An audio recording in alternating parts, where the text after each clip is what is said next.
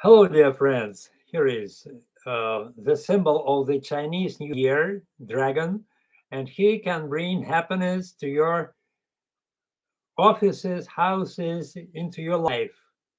Happy New Year. In the Chinese calendar, it's a wonderful period of time. I hope you will be happy. And now I would like to continue my conversation with you on deglobalization. The topic was discussed at the Davos Forum, and please try to listen my text in English.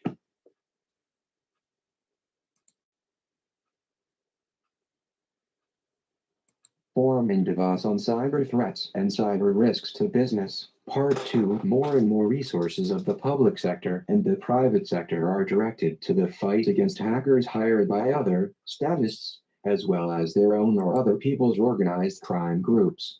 The Global Cybersecurity Outlook 2023 notes that cybercrime is moving closer to national state actors. Yesterday's thieves in law can become heroes of Russia. For example, similar processes are possible in other cyberspaces. All this forces cyber leaders and business leaders to prevent hacker attacks, and they do their best not so much for tactical defense against them, but for creating space for strategic development and effective risk management. Derek Mankey, Chief Security Strategist and Vice President of Global Threat Intelligence at the Fortinet IT Corporation, argues that cyber attacks come in many forms and motivations. Yet these disparate groups often come together as collective threat actors. That is why anti hackers need to act decisively and promptly. In 2022, hacker attackers quickly adapted to changes in the political, technological, and regulatory landscapes. In cybersecurity affairs, these hackers have one structural advantage. They only need to find only one exploited point of weakness in an organization under their attacks. This means that attackers have fewer problems with causing damage than an anti hacker, and an attacker adapts more often and faster than organizations can defend themselves or recover losses when relying on existing laws. And they rarely take into account the fact that the threat landscape is changing and becoming more diverse and unstable.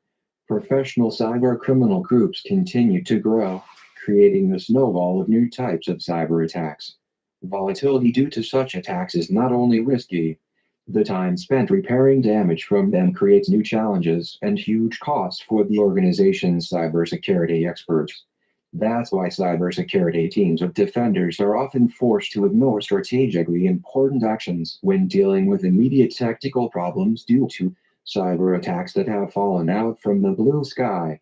At the Davos Forum and in interviews with the creators of this review, security chiefs expressed their conviction that the diversity of hacker attacks has increased significantly since 2022 and that the consequences are now systemic rather than isolated for victims of cyber attacks. The survey's findings show that a series of major global cyber incidents in 2021-2022 with widespread vulnerabilities has led many organizations to focus on monitoring and evaluating threat information. To collect data on cyber threats in advance means to prevent large costs and risks after they are carried out by hackers.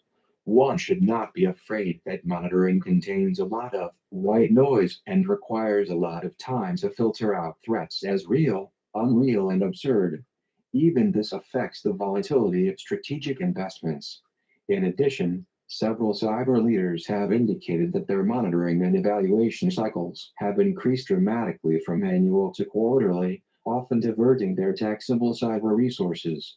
The results of interviews and seminars show that self organization and the implementation of innovations in the management or prevention of cyber risks separately in planning business continuity, finance, development of services, products, etc. is easier by creating the common space needed to develop common measures to predict and respond to the rise of cyber threats from hackers hired by both the public and private sectors.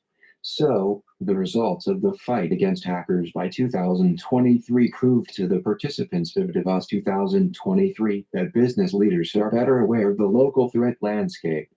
But cyber leaders, although more often appeared before their board of directors, but the latter, alas, did not care about cyber problems beyond the horizon, which complicates strategic planning among anti-hacking communities. For a wide variety of anti-hacking communities, it is important to understand each other, formulating the immediate risks and potential cyber problems, at least for a specific business community to conduct a new economic policy in favor of small and middle-sized businesses. Better yet, it is a must to translate the opinions and forecasts of cyber analysts into broadly understandable systemic cyber resilience and in the long term for strategic investors. In other words, it is important to encourage anti hackers to protect long term strategic investments in order to overcome the vicious trend of cyber response after, according to the saying, if I knew where I fell, I would lay down the straw. The Global Cybersecurity Outlook 2023 study found that the tenure of cyber leaders is often short and the turnover of cyber talent is high. In addition, due to changes in the cyber threat landscape, anti hackers often focus on tactical defense without seeing horizons for strategic investments. Jackie Fox, head of security in Europe at Accenture, was candid. One of the biggest obstacles to cyber resilience in many organizations is time. Business leaders generally understand that they need to become more cyber resilient, but they can't snap their fingers to make that happen right away. And they know that time is not on their side. Breaking this planning cycle against hackers right now and ignoring them in the future requires concerted communication and coordinated efforts by public and private sectors anti hackers. See Appendix Methodology Insights for the Global Cybersecurity Outlook 2023, which summarizes data from 5 sources. There are surveys of business leaders and cyber leaders of 151 international organizations, including young cyber leaders outside the Davos Forum. The survey was anonymous and suggests coming out of the shadows of hackers as non trial winners in talent contests for international pools of anti hackers. For example, as Donald Trump and Elon Musk are doing today, offering jobs to Julian Assange and Edward Snowden when their prosecutions are lifted. So, the results of the fight against hackers by 2023 proved to the participants of Davos 2023 that business leaders are more aware of the local threat landscape, while cyber leaders, although more often appeared before their board of directors, but they did not care about cyber problems beyond the horizon of strategic planning. But there is an unsatisfied hunger for metadata on as yet undiscovered new Klondikes, Qatars with Singapores in the depopulated regions of the Russian Federation. For investors there, we need roadmaps. That is why it is important for all anti hackers to understand each other, to formulate the immediate risks and potential cyber problems for business.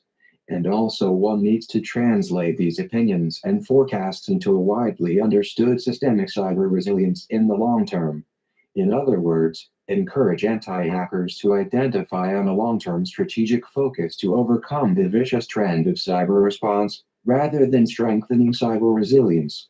The Global Cybersecurity Outlook 2023 study found that the tenure of cyber leaders is often short and the turnover of cyber talent is high. Cyber talent sees the dynamics of local threats without losing sight of the planning behind horizons in the roadmaps for strategic investors.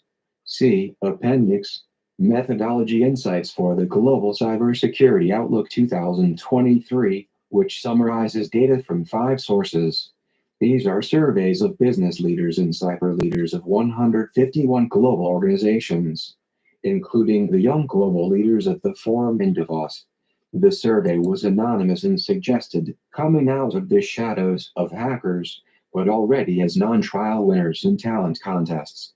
Foreign and regional experience of IT communications without the administrative pressure of verticals of power subject to corruption by local and international organized crime groups is the content of my micro courses. The project, Confederate Digital Ethics Online, serves to self train young and old for the new economic policy on a digital basis. These skills are needed in local city states without threats and risks of centrist autocrats through their hackers. The project participants will learn how to create their own content to share it in a new way in the coming era of deglobalization. Let it be in the form of computer games in their own digital city states. Theory and practice are already in demand by cyber leaders and business leaders. As it turned out at the Davos Forum 2023, they see a bright future for us on 1/7 of the Earth's landmass. Vladimir Lukov, founder of the Confederate Digital Addicts Project PS, the project is an innovative digital challenge to the everyday and stereotypical consciousness inherited from the former autocracy. Many courses online are interdisciplinary in content. The project helps participants to create their own alternative business plans and charity programs for climate protection, philanthropic healthcare in city states, strengthening the harmony of international and interethnic relations on the principles of non-centrism. Confederal rules. Participation in the project allows volunteers and business structures to master digital technologies, ITAI, for peaceful and cultural interaction on the basis of a just and sovereign rights for deglobalization in favor of masses. The financial basis of the project depends on participants' fees and grants from sponsors with further employment of participants by sponsors. Materials of the project in Russian and, partially, in English are available on the platform called Planet. Are you?